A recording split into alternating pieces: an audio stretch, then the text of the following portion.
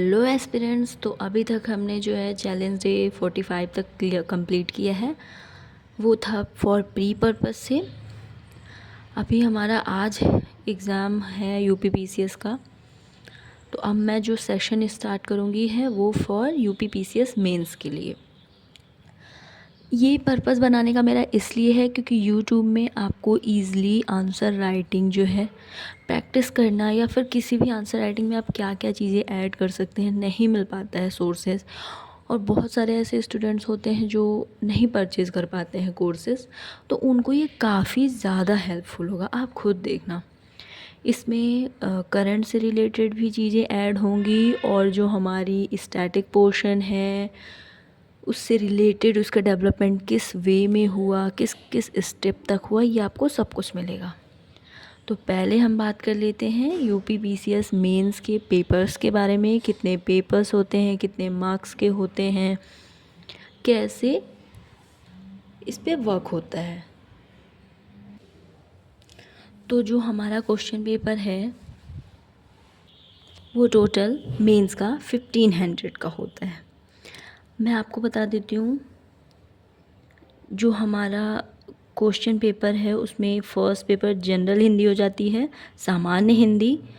Second हो जाता है एस्से, निबंध। ये दोनों 150 मार्क्स के हो जाते हैं। उसके अलावा 6 पेपर्स हो जाते हैं, GS1, GS2, GS3, GS4 and UPPCS UP का special first paper and second paper. GS first का 200 मार्क्स, 200 मार्क्स ये इक्वल हैं मार्क्स में। 6 पेपर्स हो गए, टोटल इसका 1500 आएगा। 100 मार्क्स का आपका इंटरव्यू मतलब साक्षात्कार होता है। जो GS पेपर का है उसमें 10 शॉर्ट क्वेश्चंस आते हैं जो 50 वर्ड्स के लिखने होते हैं। वो होता है 8 मार्क्स का पर क्वेश्चन। 10 में 10 लॉन्ग क्वेश्चंस आते हैं जो 200 वर्ड्स के होते हैं 12 मार्क्स में। तो अब देख लीजिए आप, 8 इंटू 10 80, 12 इंटू 10 120 इजिकल टू 200।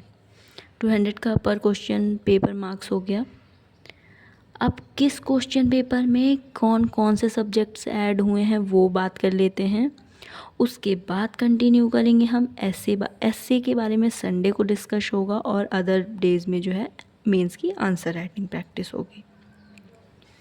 इसमें आपको यूपीपीसीएस और यूपीएससी के भी क्वेश्चंस करा दूंगी, ताकि क्योंकि अभी जो यूपीपीसीएस का लेवल जो है वो यूपीएससी जैसा हो चुका है। 100% नहीं है बट वो ट्राई कर रहा है उसको फॉलो करने का।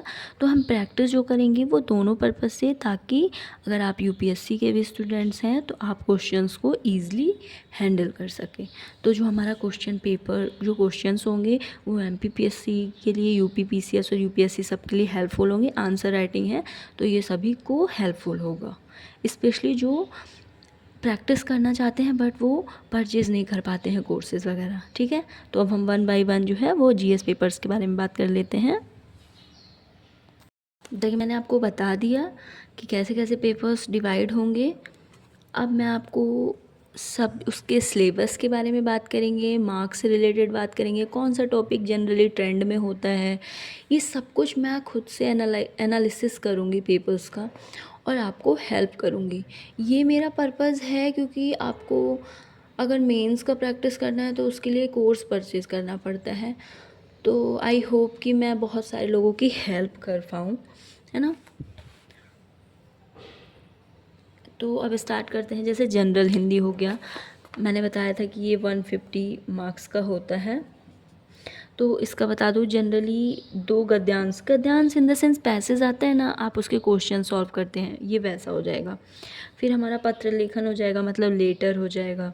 और एक्चुअल में ये हिंदी मीडियम से हेल्प करना है, इंग्लिश में भी रहेगा, हेल्पफुल आपको होगा, बट मेन पर्पज़ है क्योंकि हिंदी में तो और भी ज़्यादा अब सोर्सेज ईज़िली अवेलेबल नहीं हैं, और जो इस कोर्सेज़ हैं भी तो वो ट्रांसलेट होते हैं, जो कि बहुत बार मिस्टेक्स भी होती है, तो स्टूडेंट्स या एस्पिरेंट्स जो है वो कंफ्यूज हो जाते हैं। तो ये ऐसे भी हेल्पफुल होगा। उपसर्ग प्रत्यय आता है, ऑलमोस्ट 10 आ जाएगा इसमें से। विलोम शब्द आ जाते हैं ऑलमोस्ट 10। वाक्य शुद्धिकरण आ जाता है ऑलमोस्ट 5, वर्तनी शुद्धिकरण ऑलमोस्ट 5, और फिर ये वाक्यों के लिए एक शब्द, जैसे एक सेंटेंस होता है फिर इसके लिए एक शब्द यूज़ करते हैं, ऑलमोस्ट इससे अभी आ जाता है 5। मुहावरा लोकोक्ति हो जाता है, ऑलमोस्ट 10 आ जाता है मुहावरा लोकोक्ति, समझ रहे होंगे।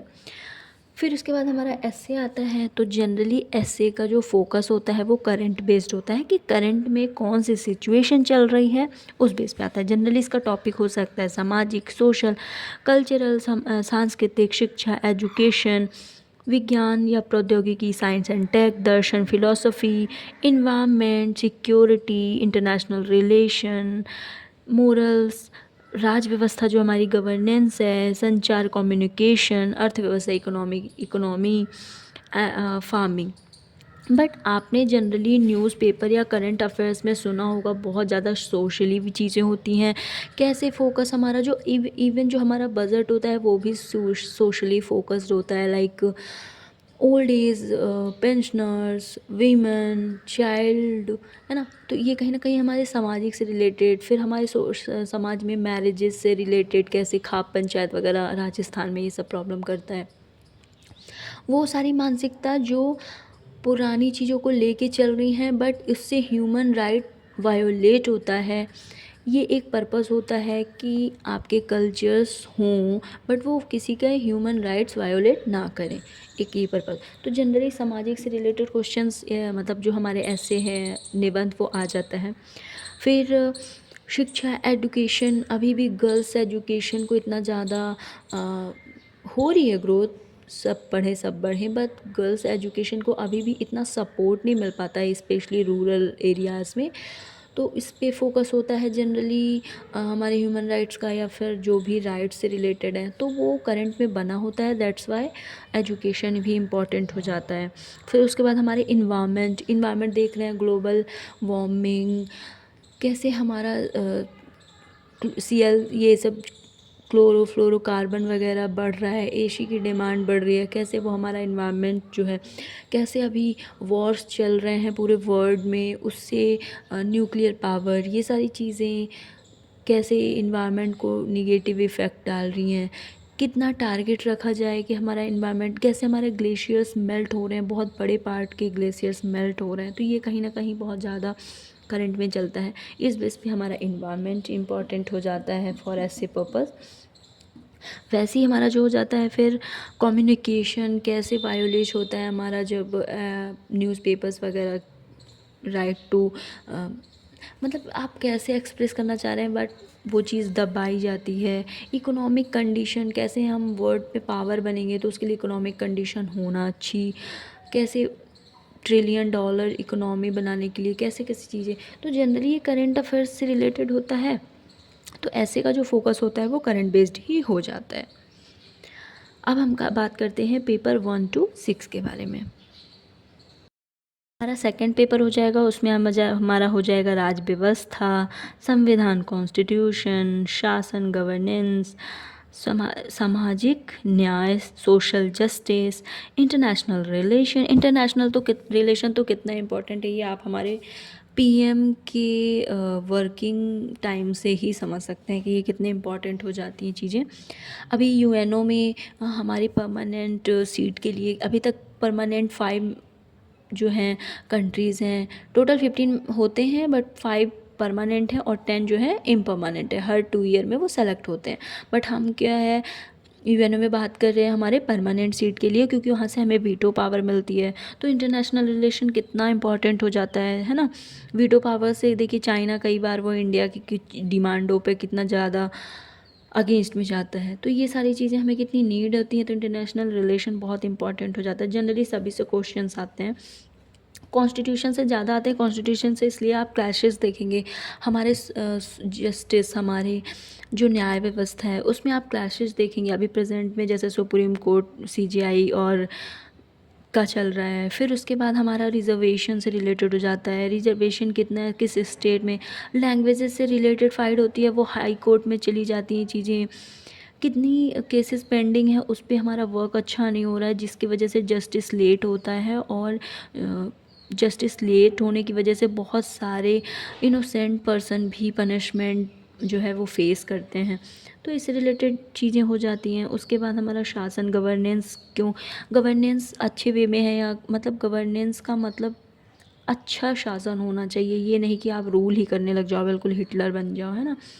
सामाजिक न्याय, सोशल जस्टिस, सोशल समाज में कितना न्याय हर वर्ग को मिल रहा है, ऐसा तो नहीं है कि कोई एक वर्ग दूसरे वर्ग पे बिल्कुल ऐसे बर्डन बना जा रहा हो, है ना। ये सारी चीज़ें, इंटरनेशनल रिलेशन मैंने आपको बता दिया। अब हम पेपर थर्ड के बारे में बात करते हैं। पेपर जो थर्ड है वो इकोनॉमी के बारे में बात करता है, हमारी अर्थव्यवस्था के बारे में बात करता है। इससे रिलेटेड भी काफ़ी क्वेश्चंस आते हैं, 5 to 7 क्वेश्चंस इससे जनरली देखने को मिल जाता है। हमारे एग्रीकल्चर से मिल जाता है कि 1 से 2 क्वेश्चन, क्योंकि एग्रीकल्चर इम्पॉर्टेंट हो चुका है। आप भी जानते हैं हमारा जो इंफ्रास्ट्रक्चर इतना डेवलपमेंट नहीं हुआ है, या फिर साइंस एंड टेक से रिलेटेड भी, तो हमें कहीं ना कहीं हमारी जो 50% पॉपुलेशन है वो एग्रीकल्चर पे डिपेंड है, फार्मिंग पे डिपेंड है, फार्मर्स, तो वो इम्पॉर्टेंट हो जाते हैं। विज्ञान एवं प्रौद्योगिकी के से रिलेटेड भी 5 to 7 क्वेश्चन आते हैं जनरली। अब किसी भी फील्ड में हो, उसका डेवलपमेंट जो होता है वो साइंस से रिलेटेड होता है, तो ये पार्ट भी इम्पॉर्टेंट हो जाता है। पर्यावरण व पारिस्थितिकी, सिक्योरिटी से रिलेटेड चीज़ें आप देख रहे हैं, कैसे अटैक वगैरह होता है ना, तो सिक्योरिटी भी हमारे लिए इम्पॉर्टेंट हो जाती है, चाहे वो स्टेट में हो या फिर इंटरनेशनली सिक्योरिटी हो।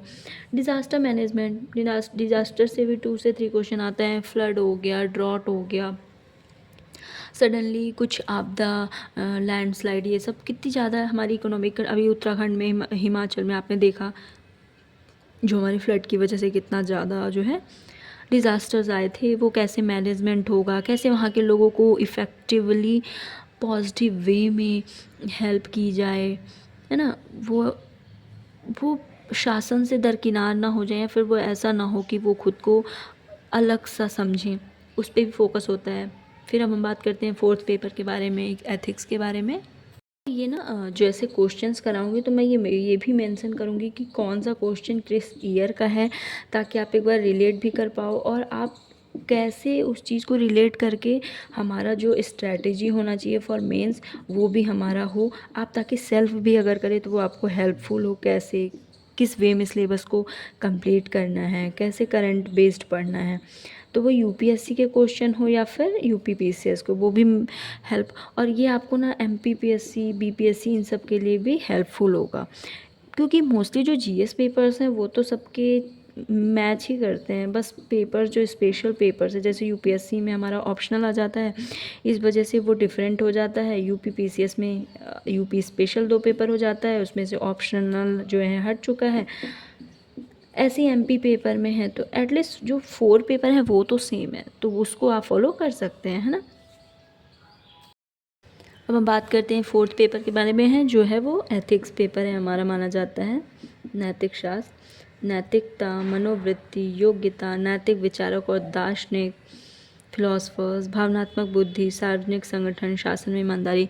अगर आप करंट से जुड़े हुए हैं, क्योंकि आप एक एस्पिरेंट्स हैं, तो मैं इतनी होप तो कर सकती हूँ कि आप करंट अफेयर्स से रिलेटेड अपडेटेड रहते हैं। अभी करंट में एक ऑफिसर से रिलेटेड कितना ज़्यादा करप्शन का चार्जेस लगा है, तो वो आपने देखा कि मतलब वो जो है हमारे इसी के पार्ट हैं, डेमोक्रेसी के पार्ट हैं, और हमारे जो एडमिनिस्ट्रेशन सर्विसेज है उसी में है, बट कैसे करप्शन के अभी चार्जेस लगे हैं ना। तो ये सारी एथिक्स हमारा कितना इम्पोर्टेंट हो जाता है, क्योंकि आप एक एडमिनिस्ट्रेटिव पर्सन हैं, तो आपका मेन जो वर्क है वो लोगों की हेल्प करना है, हमारे ग्राउंड लेवल पे लोगों को गवर्नमेंट से दी जा रही सभी तरीके की हेल्प जो है वो वहाँ तक पहुँचे, आपका ये काम है, ना कि करप्शन करना। हमारा पेपर हो गया 5th एंड पेपर 6 जो कि यूपी स्पेशल है। यूपी का इतिहास, उत्तर प्रदेश का इतिहास, उत्तर प्रदेश की कला एवं संस्कृति, उत्तर प्रदेश की राज्य व्यवस्था, उत्तर प्रदेश की सुरक्षा संबंधी मुद्दे, सामाजिक मुद्दे, समसामयिक मुद्दे, युवा योजनाएं और विकास, उत्तर प्रदेश का विकास कैसे हो रहा है ना। उसके बाद यूपी की अर्थव्यवस्था, भूगोल, पर्यावरणीय मुद्दे, विज्ञान व प्रौद्योगिकी, समसामयिकी, ये सब कुछ आपको उस स्टेट से रिलेटेड डेवलपमेंट के बारे में बताएगा, और सारे स्टेट्स अगर डेवलपमेंट करेंगे तो हमारा जो नेशन है वो ऑलरेडी डेवलपमेंट हो जाएगा। क्योंकि डिसेंट्रलाइजेशन क्यों किया जाता है, ताकि सभी पार्ट्स को इक्वली अच्छी गवर्नेंस मिल सके, अच्छी स्कीम्स मिल सके और चीज़ों पे डेवलपमेंट हो सके, और यही डेवलपमेंट हमारे राष्ट्र का एक स्ट्रॉन्ग राष्ट्र का निर्माण करता है। तो ये अभी तक हमने सारे सिलेबस के बारे में बात कर लिया है। कल से आपको डेली क्वेश्चंस ऐसे जो है वो संडे टू संडे मिलेंगे, और जो जीएस पेपर के क्वेश्चंस हैं वो आपको day by day 1 to 2 questions होगा, क्योंकि ऐसा नहीं है कि कुछ भी बताना है, आपको डिटेल में बताना है ना। तो ये आपको बहुत बड़ी हेल्पफुल होगा अगर आप डेली ये चीज़ भी प्रैक्टिस करेंगे। अगर 1 से 2 क्वेश्चन का भी प्रैक्टिस करेंगे तो कहीं ना कहीं आपका माइंडसेट बहुत अच्छा हो जाएगा। ये आपको इंग्लिश में भी यूपीएससी से रिलेटेड इंग्लिश में भी आपको मिल जाएगा, हिंदी में भी, है ना। For today, thank you so much. अब जैसे कि मैंने पेपर्स के बारे में बताया, तो जो हमारा फर्स्ट पेपर है उसके अंडर में जो सिलेबस आता है वो है भारतीय सांस्कृतिक इतिहास, स्वतंत्रता संघर्ष, स्वायत्तर भारत मतलब स्वतंत्रता के बाद Bharat, world history, geography, Indian society, कल्याणकारी स्कीम्स जो योजनाएं हैं। तो अब जैसे हिस्ट्री है, एंशियंट हिस्ट्री से क्वेश्चंस आते हैं। अच्छा, एक चीज़ और आप जानेंगे, ये जो आपका सिलेबस बनाया गया है इसका पर्पज़ आप समझ पा रहे होंगे कि कहीं ना कहीं हमारे इंडियन कल्चर को, सोसाइटी को जानने का एक बेस्ट सोर्स है। अगर आप आई विश कि आप सब सक्सेस हो, बट कहीं ना कहीं आप एक अच्छे इंसान बन के निकलते हैं। आप जनरली हर चीज़ की नॉलेज रखते हैं। आपसे कोई डिबेट करेगा तो आप सॉलिड वे में डिबेट कर पाएंगे कि इसका पर्पज़ ये हो सकता है, इसके प्रॉज एंड कॉन्स ये हो सकता है। आप ऐसे सुपरस्टिशियस नहीं होंगे कि कुछ भी फॉलो किए जा रहे हैं। आप क्वेश्चंस करेंगे, ये आपको कहीं ना कहीं एक बेहतर पर्सन बनाता है। तो हमारा जो एंशियंट हिस्ट्री से ही इतिहास से रिलेटेड क्वेश्चन जनरली 5 to 7 हो जाते हैं यूपीपीसीएस में।